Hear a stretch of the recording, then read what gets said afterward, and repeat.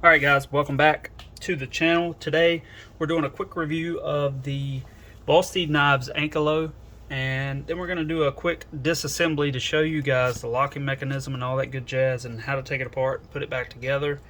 So let's get started. First off, we'll do a few size comparisons just so you guys can see about how big it is. Here's the Manix 2 in comparison, a little bit smaller than a Manix 2. These are about 8 inches overall. I'll put the specs on the screen for this knife right here. And then we've got our PM2, which is a little bit bigger than the Manix at 8 1/4. And then we'll do a smaller knife. This is the Kershaw Dividend. It's a good little bit smaller. So there you have it, size comparisons. As far as materials and price go, this is a satin finished LMAX blade and an aluminum scale. These are $169 with the LMAX blade, and I think they're offering a 154 cm version of this knife for $129, so an even better value. And I think $169 for this knife is actually a really good deal considering all the engineering and the machining that went into creating this knife and the locking mechanism that's inside of it that I'll show you guys here in a little bit. That's a pretty damn good value. Vosteed Knives has been coming hard with new designs, and they've become a very popular knife company over the past couple of years, and seems like it's fairly well deserved. So let's get into this. First off, we've got our sort of reverse Tonto sheep's foot style blade, sort of like a razor blade with a little bit of belly to it. Good utilitarian design. Pretty thin behind the edge, but not crazy thin or anything. About 15 thousandths, I would say. I haven't measured it, but somewhere around there. A really nice looking satin finish. Looks very good. Sort of a belt satin, like a Scotch-Brite belt satin almost. Nice wedge up top. Really good looking, attractive, aggressive looking blade. A large size opening hole, which I love.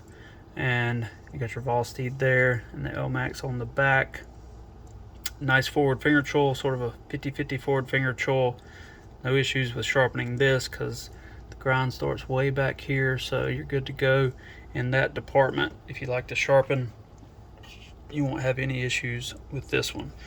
Got a lot of jimping on the spine, as you can see there. That's to accommodate your finger in either grip position, I would imagine. Plus, it's a front flipper, so you want a little bit of jimping on the spine of the front flipper just to aid you in flipping it open.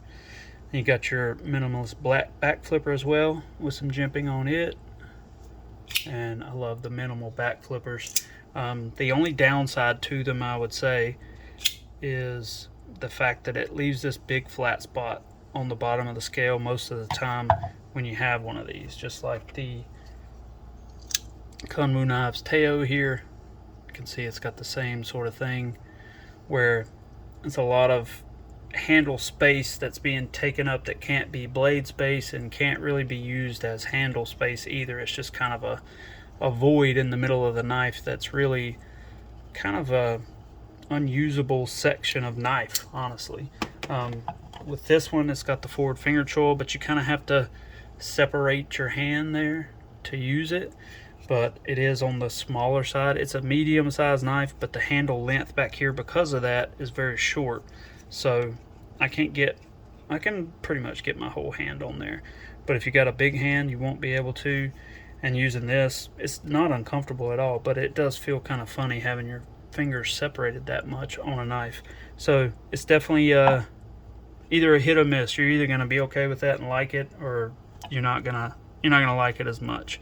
So it is what it is with something like this. I really like these sort of minimalist back flippers that are not sticking out into your pocket. So for me, I think it's worth it. And other than that fact of the knife, there's really nothing else on this to complain about, I don't think. Well, actually one thing. This blade grind's pretty not so great. As you can see there. Yeah, it's a good bit off. So you might have to do a little accommodating when you're sharpening this if you're worried about that kind of thing. But other than that, I mean, the blade grind looks good on the blade itself, but you can just tell that is definitely very off right here. So yeah, other than that, and this section here being kind of unusable, this knife is pretty flawless.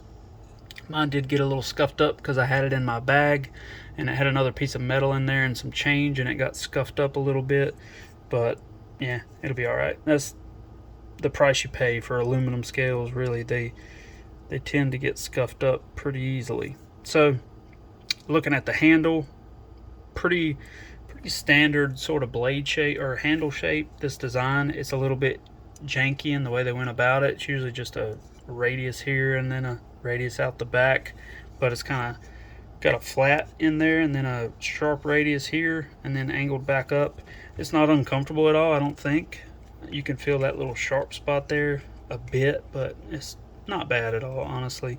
But you know, a traditional just round radius would have been fine too, but nothing wrong with it. And you get a little bit of texture on the scales since they are aluminum. Anodized aluminum's pretty slick, so they've textured it a little bit to add some traction and some aesthetic appeal, I would imagine. You got your cutout on the handle, and that look actually looks pretty decent on this knife. I've seen some that it just doesn't work, but this, I don't know, it works. I think it's fine. It looks pretty good, and it allows you access to that flipper. So nothing wrong with that at all. And then you got your big pivot collar and all that mess, and the plate on the back, which is not the most aesthetically appealing type of thing, but when you get the action and the locking mechanism with it, I think it's definitely worth it. And they sort of marketed this with the box. Actually, let me grab the box real quick. So somebody over there at Vosteed's pretty smart. They used that to kind of market the knife. It's got the smiley face plate on it. And I was wondering when I got it, like, what is that? Why is that? Why did they put that there? And then I saw the knife and I was like, oh, that's what that is. So pretty cool.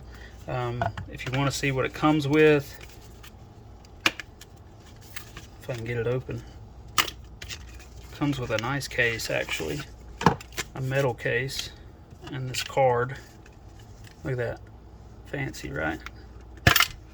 And then another case inside of that, some stickers, and you even got a lanyard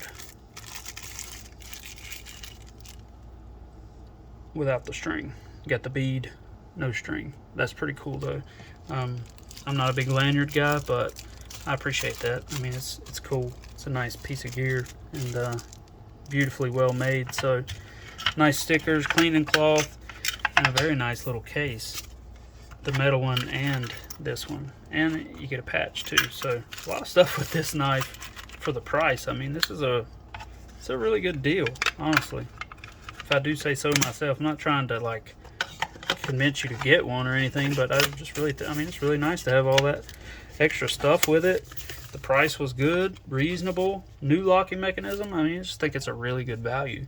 But yeah, so aluminum anodized handle, got the texturing, T8 body screws, T6 for the plate on the pivot, and T6 for the pocket clip, which is right hand tip up only. So sorry about your luck for you lefties out there. Yeah, and then you've got like partial liners inside of here that are really minimalist the way they've done them to try to reduce some of the weight, because there are a lot of pieces in here that add to the heft of this knife. But yeah, very utilitarian design, cuts well. I like the sharp tip on it, very comfortable to use. I feel like other than the separating of the fingers here, it's a very comfortable knife to use, and the action is just great. You can kind of easily manipulate it no matter what you want to do. I mean, it's easy to use this knife, and it carries pretty well. Like I said, it's a little hefty, and it doesn't sit all the way down in the pocket, but it sits down in there pretty good ways. And yeah, comfortable and a sexy little knife. And that action just, I mean, listen at that. I love an all metal knife, especially with all the, you know, stuff in here. It just sounds good. So with all that being said, you got your lanyard hole there if you want to add a lanyard, if you're a lanyard guy. And yeah, so let's take it apart and see how it works, because that's what we're most interested in, right? So when I go to take a knife apart, the way I normally go about it is I try to take as little off of the knife as I can to get inside of it to be able to take the blade out. And the way that I do that with like a Spyderco is I just take the top scale off and pull it out. Pull the scale off and then I'm good to go. With this knife though, it's a little bit trickier. So we're going to try that way and see. We got our T8s on the top, so we'll take those off first and see if we can pull the knife apart, which I know we're probably not going to be able to because of that plate on the other side of the pivot, but we'll see.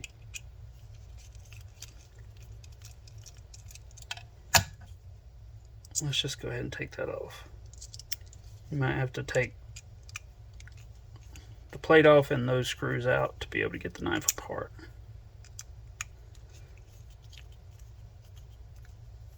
Because I assume since there's no screw on this side that this is holding that thing in. So we'll yeah, okay. So yeah, that piece is held on by that little plate. So it should come out now. So we should be able to just pull the knife apart.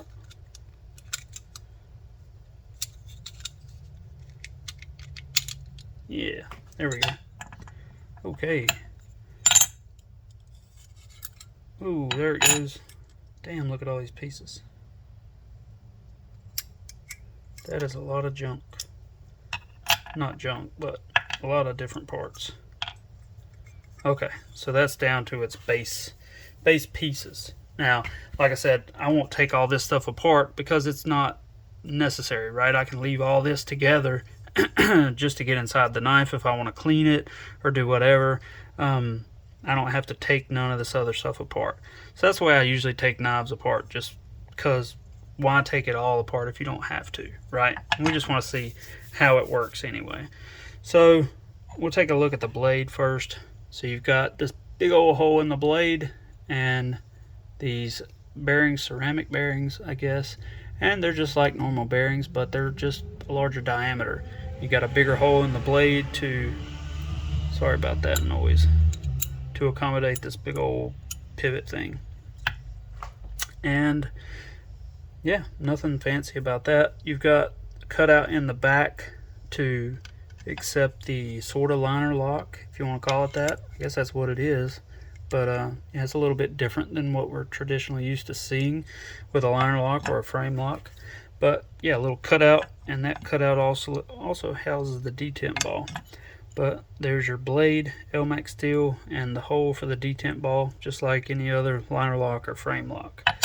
And then you've got the show side scale, big hole through it, body screw holes, and dang, that's heavily milled out to relieve the weight. This scale is actually very light. And then you've got this minimalist liner that's been laser cut out, I would imagine, and then they take it and tap the holes that need to be tapped in it. And yeah, that's pretty nice. It's been stonewashed, looks good. Yeah, and they've even like chamfered the edge of all these pockets, which is a crazy amount of extra machining that's not really necessary because it's on the inside of the knife. I could see chamfering these edges so they're not sharp, but hell, they even did the pockets. So I mean, but yeah, that's nice. All right, so then we've got this piece, which has two different liners in it. One that accommodates the bearing, I guess, running around it, and then this piece that's the actual locking mechanism and the detent ball. And it's actually pretty thick, look at that. So it started out as this thickness, I guess, and then they milled all this down and these pockets in it and milled this in to relieve a little bit of tension. And yeah, so that's your lock right there. And pretty cool. I mean, pretty cool design, honestly. A lot of detail, a lot of work went into making this thing. So this basically attaches to that, and it's magnetic, as you can see.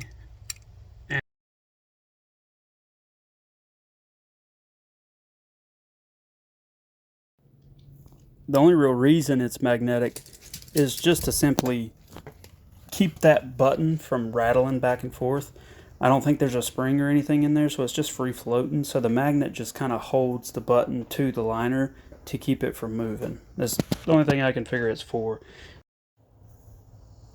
Otherwise, it'd be like a loose lanyard tube. It'd just be rattling back and forth all the time, and would eventually probably come loose because it'd be banging up against that pivot little thing. Brass pressed on solid ring or whatever it is. Just a solid piece of steel turned down, slot wire EDM'd into it probably, and then the center piece is, I don't know, probably a piece of aluminum or something, anodized aluminum, and then it's got the magnet housed inside of it. And I did see somebody say that theirs kept coming off, and I assume it's because of that little ring that's pressed onto it. Looks like a brass ring that's meant to keep it from sliding out. Maybe theirs was too loose and it kept coming off, but I haven't had any problems out of mine personally. So you got your lanyard tube, plate, and that's pretty much it. So a lot of work in this, a lot of detail, and a very cool design, very unique, and kind of maybe the future of knives for the most part. Maybe you won't see it a lot, but you'll definitely see it again, I imagine. It is rather complex and a lot of work to make something like this. And it's very limited in what you can do with it because it's so large, unless you can sort of reduce the size and make it work on a smaller scale with different size knives. You know what I mean? Because right now, if they leave it with this design, it's going to have this big hole in it, these big bearings that'll, fit on this very wide blade that won't work for a lot of other knives that are, smaller, really. And even this is a big ass knife, so you get what I'm saying? I mean, it's just a lot of space that this is taking up. So I don't know if we'll see it a lot more, if we'll see it on a more reduced size. I guess we'll find out in the future, but for now, it's a very cool locking mechanism. So in order to put this back together, like I said, with a Para 3 or a PM2 or something like that, what I try to do is just take one scale off, and then I can lay the blade back on the pivot and then put the scale back on. So we're going to try to do that with this, just a different way. So we're going to start, I want to be able to use this right here to hold the blade as I put it back together. So I'm going to go with this scale and this liner, put it back together, and I'm going to slide this through. It won't go through. Oh yeah. Okay. There's a flat on this thing, so it has to line up with the flat in the liner there. Otherwise it won't go in. So that kind of locks this thing from spinning, I guess, and getting wedged up against this piece right here. So it kind of locks it in place right there. So take that, slide it in, and then I like to have the rounded edges of my bearings, this section, instead of the open section. I like to have it facing my blade most of the time, so that's the way we'll put it. And then we'll throw the blade on, we'll throw our other bearing in, same way, and the lanyard. Stick your lanyard in, and that should be everything. So since this is all together, we don't have to worry about any of that stuff. We can just slide this back on, and throw our plate on, line it up, see, just like that, and put our screws back in.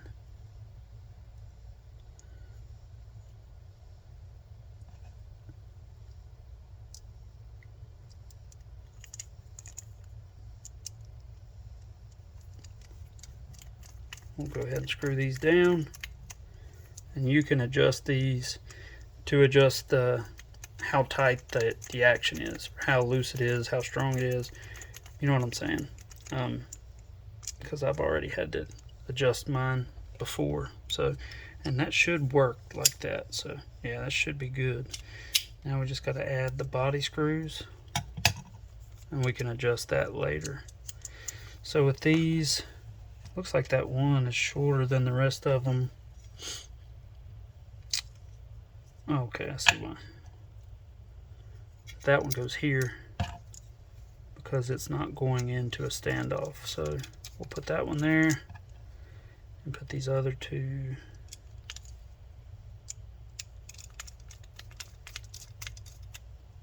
there and here. And there you have it. Easy peasy assembly.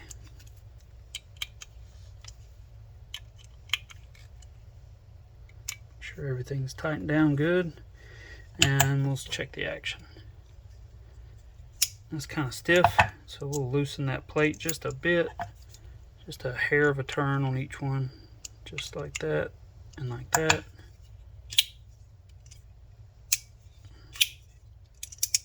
Yeah, that's pretty good. Yeah. Okie dokie. So there it is, the Vosteed Ankylo disassembly, reassembly, and a quick review. So hope you guys enjoyed. Check out this knife if you're interested. I'll leave a link for it. I think there's some in stock if you want to pick one up. But yeah, awesome locking mechanism. Shout out to Vosteed. This is pretty damn cool. I like it a lot. I'd like to see it on some different models, see what they can do with it. And yeah, this is definitely a company to keep your eye on because they're doing some things. So anyways, thanks for watching, guys. Catch you next time.